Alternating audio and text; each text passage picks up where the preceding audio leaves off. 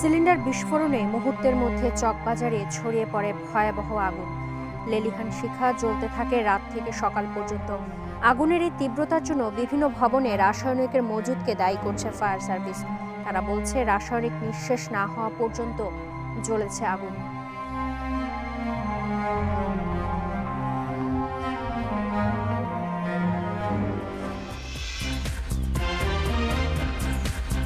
স্বাগত রাত ৯টায় বাংলাদেশের সঙ্গে আছে আমি জাহিদ।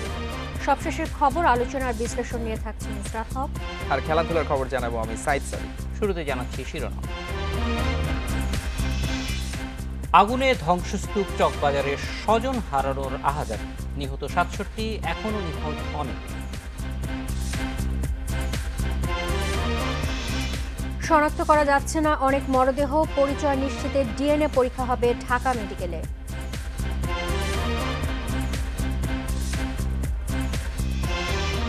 ওডিআইতে ভরাডুবির পর টেস্টে কঠিন পরীক্ষা টাইগারদের, সাকিবের বদলে সৌম্য।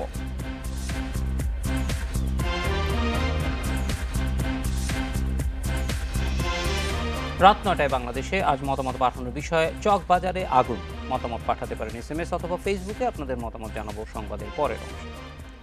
পুরান ঢাকার চকবাজারে আগুনে অন্তত ৬৭ জন মারা গেছেন। ত্রাণ প্রতিমন্ত্রী এনামুর রহমান বিকেলে আগের সংখ্যা সংশোধন করে এ তথ্য জানান। পরে ঢাকার অতিরিক্ত বিভাগীয় কমিশনারও এ বিষয়ে আনুষ্ঠানিক ব্রিফ করেন। তবে ফরেনসিক রিপোর্ট ও ডিএনএ প্রতিবেদনের পর নিহতের সঠিক সংখ্যা জানা যাবে বলেও জানান কমিশনার। নিহতদের মধ্যে ৭ জন নারী ও ৪ জন শিশু। সন্ধ্যা পর্যন্ত শনাক্ত ৩৮ জনের মরদেহ স্বজনের কাছে হস্তান্তর করা হয়েছে। দাফনের জন্য নিহতদের পরিবারকে ২০,০০০ টাকা করে দেয়া হচ্ছে। দুপুরে আনুষ্ঠানিকভাবে উদ্ধার অভিযানের শেষ ঘোষণা করে ফায়ার সার্ভিস।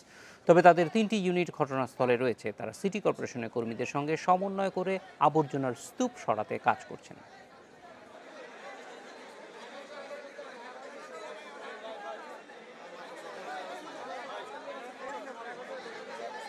আমরা এই পর্যন্ত ৬৭ জন লাশের আমরা খবর পেয়েছি এবং ঢাকা মেডিকেলের ফরেনসিক বিভাগ এই পর্যন্ত ৩৭ জনের লাশ শনাক্ত করতে পেরেছে।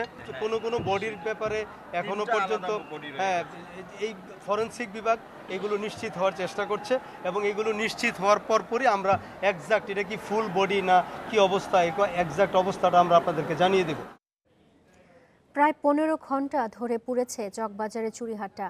গাড়ি, হোটেলের গ্যাস সিলিন্ডার থেকে শুরু করে বিস্ফোরণ হয়েছে সড়কের ট্রান্সফরমার।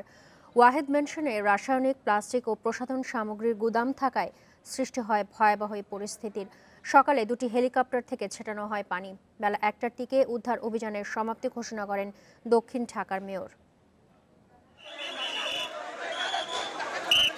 বুধবার রাত 10:30 প্রথমে চুরিহাট্টা মসজিদের সামনে গাড়ির সিলিন্ডার বিস্ফোরণ।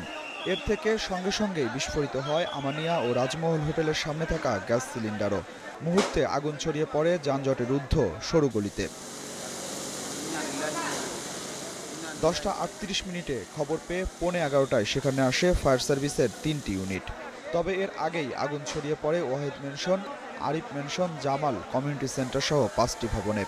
আমি তো সামনে যাওয়ার পরে মাইক্রো গাড়িটা বাস্ট হয়ে গেছে, মানে সিলিন্ডার গ্যাস এটা লাগে এই এসিতে লাগছে। এসি লাগে পুরো বিদ্যুৎটা আছে না, বিদ্যুৎটা সরাই এই বিল্ডিংয়ে লাগছে। পরে তো ওখানে আর হোটেলের সামনে যে সিলিন্ডারগুলো ছিল, হোটেলের সিলিন্ডার ছিল 10টার মতন, এগুলো বাস্ট হওয়ার লগে হোটেলে ধরে গেছে। বিকট একটা শব্দ আসছে, পরে আমরা দৌড়ে যাওয়াতে এদিকে গাড়ি যতগুলো গাড়ি ছিল গাড়ির এখানে সব কটা মানুষ ঝুলে গেছে, দৌড়াদৌড়ি, এর মধ্যে পুরো বিল্ডিং আগুন ধরে গেছে। ফায়ার সার্ভিস কাজ শুরু করে রাত 11টার দিকে। একে একে যোগ দেয় 37টি ইউনিটের 200 সদস্য। রাত 1টা নাগাদ নিয়ন্ত্রণে আসে ওয়াহেদ মেনশন ছাড়া অন্য ভবনের আগুন। তবে সময়ের সঙ্গে পাল্লা দিয়ে বাড়ে ওয়াহেদ মেনশনের আগুনের তীব্রতা। সেখানে কেমিক্যাল, বডি স্প্রে ও প্লাস্টিক পণ্যের গুদাম থাকায় হিমশিম খেতে হয় ফায়ার সার্ভিসের উদ্ধারকর্মীদের। রাত 3টার দিকে পরিস্থিতি নিয়ন্ত্রণের খবর দেয় ফায়ার সার্ভিস। তবে কিছুক্ষণের মধ্যে আবারও বিস্ফোরণে নিয়ন্ত্রণের বাইরে চলে যায় আগুন। সকাল 7টার দিকে পানি নিয়ে আসে বিমান বাহিনীর 2টি হেলিকপ্টার। 8টার দিকে আগুন আয়ত্তে নিয়ে ওয়াহেদ মেনশনে উদ্ধার কাজ শুরু করে ফায়ার সার্ভিস। দুপুর 1:45টার দিকে আগুন পুরোপুরি নিয়ন্ত্রণে বলে জানায় ফায়ার সার্ভিস। এরপর উদ্ধার অভিযানের সমাপ্তি ঘোষণা করেন দক্ষিণ ঢাকার মেয়র। আগুন সম্পূর্ণভাবে নিভে গেছে এবং উদ্ধার কার্যক্রম সমাপ্তি ঘোষণা করা হচ্ছে। 3টি টিম, আমি আবারও বলছি, 3টি টিম এখানে স্ট্যান্ড বাই থাকবে। Adilur Rahman, independent news, Dhaka. চকবাজার অগ্নিকাণ্ডে নিহতদের বেশিরভাগই পথচারী এবং শাটার বন্ধ করে দোকান বা ব্যবসা প্রতিষ্ঠানে আশ্রয় নেওয়া ব্যক্তি। রাজমহল ও এর উল্টো দিকের হোটেলে যারা ছিলেন তারাও মারা গেছেন সেখানেই। ওয়াহেদ মেনশনের 3য় ও 4র্থ তলায় বাসিন্দারা হতাহত হয়েছেন পুড়ে ও আতঙ্কে দ্রুত বের হতে গিয়ে। চুড়িহাট্টা মোড় এখন ধ্বংসস্তূপ। সড়কে দাঁড়িয়ে থাকা দুটি পিকআপ ভ্যান, প্রাইভেট কার, অসংখ্য রিক্সা, ভ্যান, সাইকেল, মোটরবাইক, এমনকি ঠেলাগাড়িও পুড়ে কয়লা। একদিকে কংক্রিটের দেয়াল, অন্যদিকে ছড়িয়ে ছিটিয়ে আছে প্লাস্টিকের দানা, পারফিউমের ক্যান। আগুনের সময় চুড়িহাট্টা মোড়ে ছিল তীব্র যানজট। এ কারণে সড়কেই পুড়ে মারা গেছেন অনেকে। প্রচুর জাম, মানে কোনোটা গাড়ি হিলে না, এমনও একটা অবস্থা। পরে আমি কোনো রকম কাইটে কুইটে বেরোলাম, কসাই দোকানের সামনে গেলাম, এর মধ্যে একটা শব্দ এলো ধিপ, মানে খুব দ্রুত আগুনটা ছড়ায় পড়লো, খুব দ্রুত, মানে অল্প সময়ের আগুনটা ছড়ায় পড়লো। সিলিন্ডার বিস্ফোরণের সঙ্গে সঙ্গেই শাটার বন্ধ করে দেয় ওয়াহেদ ম্যানশনের নিচতলার রানা টেলিকম, উল্টো দিকের হাবিব টেইলার্স, হায়দার ফার্মেসি সহ আশপাশের সব দোকান। সে কারণেই আগুনের তীব্রতা বাড়ায় সেখানেই মৃত্যু হয় তাদের। রাজমহল ও উল্টো দিকের হোটেলে যারা ছিলেন তারাও মারা গেছেন সেখানেই। আগুন লাগা ভবনটির নিচতলার মার্কেটের করিডোরে একসঙ্গে পাওয়া গেছে 24টি মরদেহ। আগুন লাগার সঙ্গে সঙ্গেই সেখানে আশ্রয় নিয়েছিলেন তারা। ওয়াহেদ ম্যানশনের 2য় ও 3য় তলায় ছিল রাসায়নিকের গুদাম, খেলনার দোকান সহ নানা দাহ্য পদার্থের গুদাম। 3 তলার একাংশ ও 4র্থ তলায় ছিল বাসা। আতঙ্কে দ্রুত বের হতে গিয়ে হতাহত হন বেশিরভাগ বাসিন্দা। ভবনটি এখন দেখে চেনারও উপায় নেই। অজ্ঞান হয়ে পড়েছিল, একজনে গাড়ি তুড়াইয়া ঢাকা মেডিকেল নিয়ে গেছে। সেখান থেকে আসি দেখি তো আমার রিক্সা তো কিছু নাই। আরফাসিয়াম তাই খুঁজে পাওয়া যাচ্ছে না। ওর এবং রোহান দুজন একসঙ্গে ছিল। টোটাল 6 জন, 4 জনে পাওয়া গেছে, 2 জনে পাওয়া যাচ্ছে না। 2 বাহাত্তর মারা গেছে। ওরা মর্গে একজনের সিরিয়াল 40, আরেকজনের সিরিয়াল 12। এই 2টা ফেজ আছে সুস্থভাবে, আর যত ফেজ আছে সব কয়লা হয়ে গেছে। ফায়ার সার্ভিস দ্রুত ঘটনাস্থলে পৌঁছলেও রাস্তা সরু থাকায় উদ্ধার কাজে বেগ পেতে হয় তাদের। আগুন নিয়ন্ত্রণে দেরির কারণও এটি। যেখানে রাস্তার প্রবেশ পথ নেই, যেখানে আপনার গাড়ি আসতে পারে না, যেখানে আপনি কেমিক্যালের বিজনেস, যেখানে আনপ্ল্যান্ড সব জায়গায়, তো এরকম অবস্থায় বিদ্যমান থাকলে পরে ভবিষ্যতে আরও জীবন দিয়ে আমাদেরকে মূল্যায়ন করতে হবে। দগ্ধ আহতদের নেওয়া হয় ঢাকা মেডিকেল সহ আশপাশের হাসপাতাল ক্লিনিকে। স্বজনের খোঁজে তখন হাসপাতালে কান্নার রোল। ভোর থেকে হাসপাতালের মর্গে আসতে শুরু করে মরদেহ। Ruhul Amin, independent news, Dhaka. পুরান ঢাকার চকবাজারে আগুনে পুড়ে যাওয়া অনেক মরদেহ শনাক্ত করা কঠিন হয়ে পড়েছে। এসব দেহের পরিচয় নিশ্চিত করতে ডিএনএ পরীক্ষা করা হবে। আর ঢাকা মেডিকেলে বার্ন ইউনিটে ভর্তি 9 জনের অবস্থাই আশঙ্কাজনক বলে জানিয়েছে কর্তৃপক্ষ। আগুনে পুড়ে নিহতদের মধ্যে বৃহস্পতিবার সন্ধ্যা পর্যন্ত 38 জনকে শনাক্ত করতে পেরেছেন স্বজনরা। বাকিরা পুড়ে অঙ্গার হয়ে যাওয়ায় চেনার উপায় নেই। চিকিৎসকেরা জানান যেসব মরদেহ শনাক্ত করা যায়নি তাদের পরিচয় নিশ্চিতে ডিএনএ পরীক্ষা করা হবে। কিছু কিছু লাশ আসে একদম পুরে প্রায় কলা হয়ে গিয়েছে, সেগুলি এখন চেহারা দেখে অথবা অন্য কোনো উপায়ে শনাক্ত করা সম্ভব না, ফিঙ্গারপ্রিন্ট দিয়েও তাদেরকে শনাক্ত করা সম্ভব না। সেগুলোর জন্য একটু দেরি হবে। আমরা তাদের ডিএনএ স্যাম্পল কালেক্ট করব। প্রতিটি মরদেহের ডিএনএ সংরক্ষণ করেছে ঢাকা মেডিকেল কর্তৃপক্ষ। এর সঙ্গে শিগগিরই নিকটজনের ডিএনএ নমুনা মেলানো হবে। ডিএনএ টেস্ট করার জন্য ভবিষ্যৎ মানে সুদূর অতীতে আমরা স্যাম্পল রেখে দিচ্ছি এবং আমরা ডিএনএ টেস্টের মাধ্যমে পরবর্তীতে এগুলো আরও বেশি বা অধিকতর নিশ্চিত হওয়া যাবে। এদিকে আগুনে পোড়া 9 জনকে ভর্তি করা হয়েছে ঢাকা মেডিকেলের বার্ন ইউনিটে। তাদের মধ্যে 3 জন রয়েছেন আইসিইউতে। 60%, 30% বার্ন এবং সবারই কিন্তু শ্বাসনালী পুড়ে গেছে, ইনহেলেশন বার্ন। অতএব কেউ কিন্তু ঝুঁকিমুক্ত না, সবাই কিন্তু আশঙ্কাজনক অবস্থায়। আহতদের সর্বোচ্চ চিকিৎসা নিশ্চিত করার কথা জানিয়েছে হাসপাতাল কর্তৃপক্ষ। চকবাজারে আগুন লাগার পর থেকেই ঢাকা মেডিকেল কলেজ হাসপাতালে এই শোকাবহ অবস্থা। কেউ কাঁদছেন, কেউ বা আকাশপানে তাকিয়ে প্রিয়জনের অপেক্ষায় রয়েছেন। ঢাকা মেডিকেল কলেজের বার্ন ইউনিটে এখন পর্যন্ত ভর্তি 9 জন, যাদের বেশিরভাগের অবস্থা আশঙ্কাজনক। আর যাদের লাশ ঢাকা মেডিকেলের ফরেনসিক বিভাগে এসেছে তাদের বেশিরভাগেরই চেহারা বিকৃত হওয়ায় তাদের শনাক্ত করতে পারছে না চিকিৎসকেরা। তাই স্বজনদের হাতে তাদের তুলে দিতে সময় লাগবে আরও বেশ কিছুদিন। Masudur Rahman, independent news, Dhaka. Dhaka medical college হাসপাতালে আছেন সহকর্মী নুরে আলম, সরাসরি যাচ্ছি তার কাছে। নুরে আলম, মরদেহ হস্তান্তরের বিষয়ে সবশেষ কি তথ্য আছে আপনার কাছে এবং এখন পর্যন্ত কতজনের মরদেহ শনাক্ত করা হয়েছে?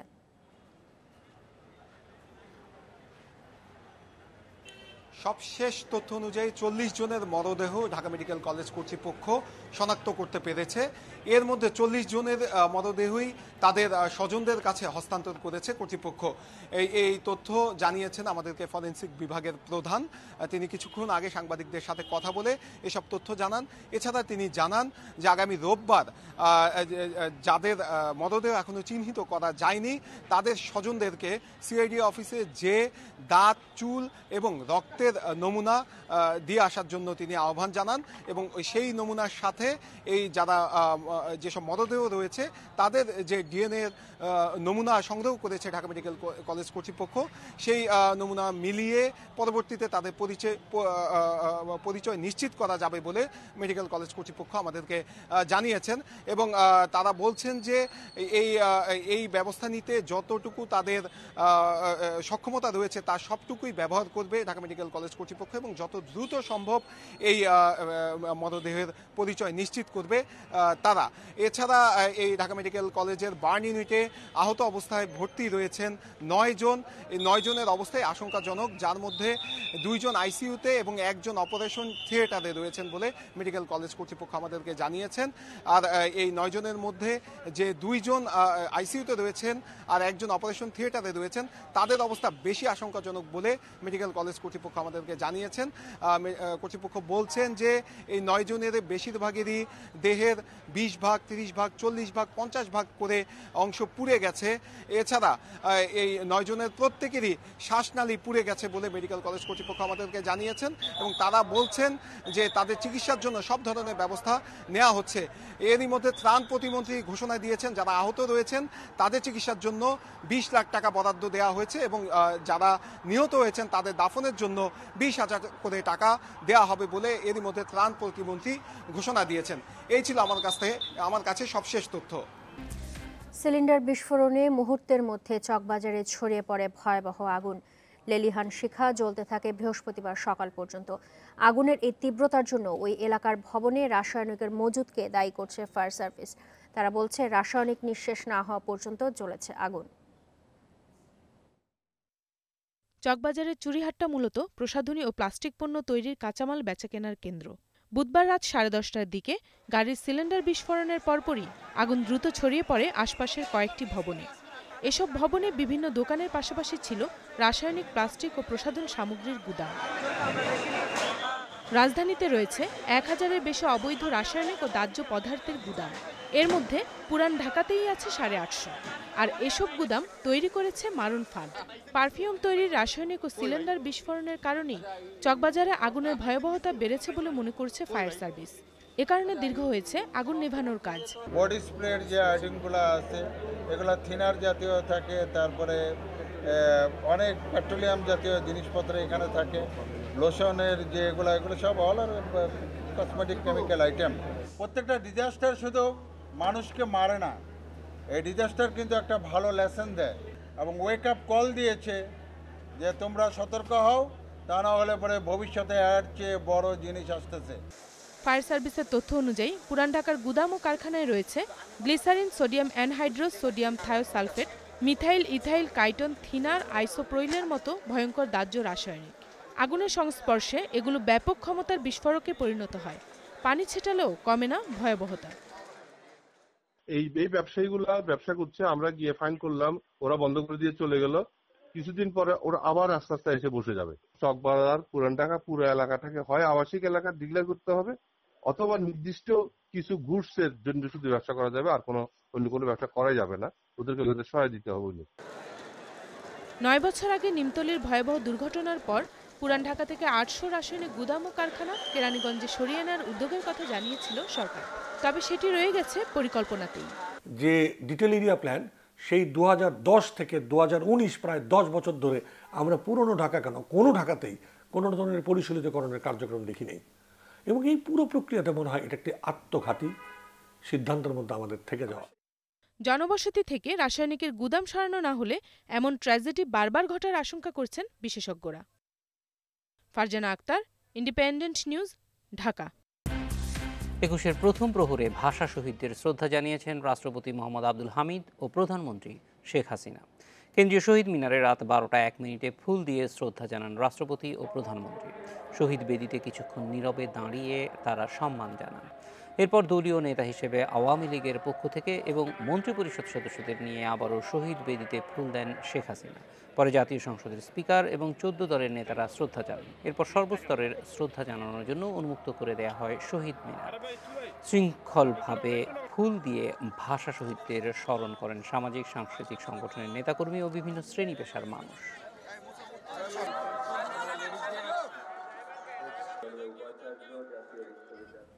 আদালতের রায় ইংরেজির পাশাপাশি বাংলায় লিখতে বিচারকদের প্রতি আহ্বান প্রধানমন্ত্রীর। বলেন, এতে সাধারণরা তা সহজে বুঝতে পারবে। তবে মাতৃভাষা ছাড়া সবাইকে দ্বিতীয় একটি ভাষা শিক্ষার পরামর্শ দেন শেখ হাসিনা। বিকেলে 21শে ফেব্রুয়ারি আলোচনা সভায় এসব কথা বলেন তিনি। 21-এর ভাষা শহীদদের স্মরণে আন্তর্জাতিক মাতৃভাষা ইনস্টিটিউটের আলোচনা সভা। শুরুতেই 52-র ভাষা আন্দোলনে আত্মাহুতি দেয়াদের জন্য 1 মিনিটের নীরবতা। বক্তব্যের শুরুতেই চকবাজার অগ্নিকাণ্ডের ঘটনায় শোক জানান প্রধানমন্ত্রী। যারা নিহত হয়েছে আমি তাদের আত্মার মাগফিরাত কামনা করছি। পরে আদালতের রায় বাংলায় লেখার প্রসঙ্গে তিনি বলেন, তাহলে সাধারণের বুঝতে তা সহজ হবে। ইংরেজি শেখার পাশাপাশি তরুণদের বাংলা চর্চা তাগিদ দেন শেখ হাসিনা। যে আদালতের রায়টা যদি কেউ ইংরেজিতেও লিখতে পারে, কিন্তু একটা শর্ত থাকবে যে এটা বাংলা ভাষায় প্রচার করতে হবে, প্রকাশ করতে হবে। যিনি রায় পাবেন তিনি যেন পড়ে জানতে পারেন। আর এই ভাষাগুলি মানে ইংরেজিও যদি হয় তাহলে ওই রোমান স্টাইলে না লিখে একটু সহজ ইংরেজিতে লেখা, যেটা অন্তত যে ভাষাটা সবাই বুঝতে পারে সেই ভাষায় লেখা উচিত। দেশের ক্ষুদ্র নৃগোষ্ঠীর ভাষা সংরক্ষণে নেওয়া উদ্যোগের কথা তুলে ধরে সরকার প্রধান জানান, 5টি ভাষায় পাঠ্য বই ছাপিয়ে তা বিনামূল্যে বিতরণ হচ্ছে। মাতৃভাষার মর্যাদার কথা যে রক্তের অক্ষরে লেখা হয়েছিল তারই মর্যাদা দিয়ে আমরা এখন এমনকি আমাদের দেশের ক্ষুদ্র নৃগোষ্ঠীর ভাষাও আমরা কিন্তু সংগ্রহ করছি। অনেক ভাষা তাদের কোনো স্ক্রিপ্ট নাই, লেখনই নাই, কিন্তু তারপরেও আমরা সেই তাদের মাতৃভাষা যেন ভুলে না যায় তার জন্য তাদের শিক্ষার ব্যবস্থা করা। মাতৃভাষার বাইরে সবারই দ্বিতীয় আরেকটি ভাষা রপ্ত করা উচিত বলেও মন্তব্য করেন প্রধানমন্ত্রী। Ashiq Hossain, independent news, Dhaka. আজকের মতামত পাঠানোর বিষয় ছিল চকবাজারে আগুন। এবারে জানিয়ে দিব এই বিষয়ে পাঠানো কিছু মতামত। তানিয়া বলেছেন, আবাসিক এলাকায় কেমিক্যাল গোডাউন থাকা উচিত না। শফিকের মত, নিয়মিত ভিত্তিতে গ্যাস সিলিন্ডার পরীক্ষার ব্যবস্থা করা উচিত। সোহান বলেছেন, এরকম অগ্নিকাণ্ডের বিষয়ে কর্তৃপক্ষের এখনই সচেতন হওয়া উচিত। তামান্নার মত, নিহতদের আত্মার শান্তি কামনা করি। কাশেম বলছেন, পুরান ঢাকার ঘনবসতিপূর্ণ হওয়ায় দুর্ঘটনার জন্য দায়ী। আনিকার মত, খাবারের দোকানগুলোর অগ্নি নিরাপত্তা ব্যবস্থা জোরদার করা উচিত। আর খোকন বলছেন, পরিকল্পিতভাবে নগরায়নের অভাবে এরকম দুর্ঘটনা ঘটছে। নিহতদের স্বজনদের যথাযথ ক্ষতিপূরণ দাবি করেছেন সাফা। সৃষ্টি বলছেন, জড়িত সবাইকে আইনের আওতায় আনা হোক। জসিম বলেছেন, অগ্নিকাণ্ডে নিহতদের পরিবারের প্রতি সমবেদনা জানাই। এই ছিল রাত 9টায় বাংলাদেশে।